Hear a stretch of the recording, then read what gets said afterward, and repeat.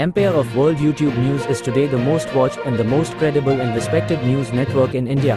From the path-breaking, The World This Week, nominated as one of India's upcoming best, you are watching Empire of World.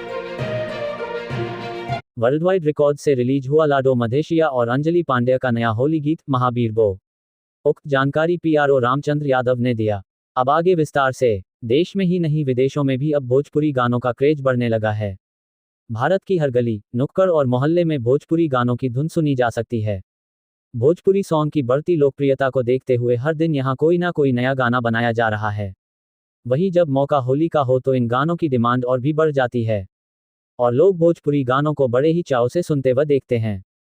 Bhojpuri के होली गीतों में एक अलग ही तरह की हंसी मजाक देखने को मिलता है, जिसे देखकर दर्शक भी झूम उठते हैं।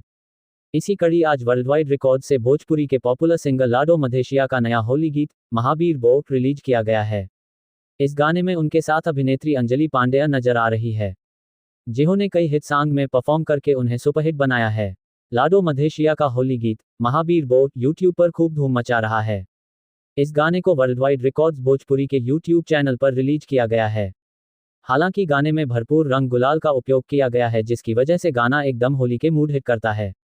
गाने में लाडो मधेशिया कहते हैं कि अब आवे महावीर बो डाल दे अबीर हो, लागी नाही जाड़ा नाही कापी शरीर हो, लगी नाही जाड़ा नाही कापी शरीर हो, अब आवे महावीर बो डाल दे अबीर हो।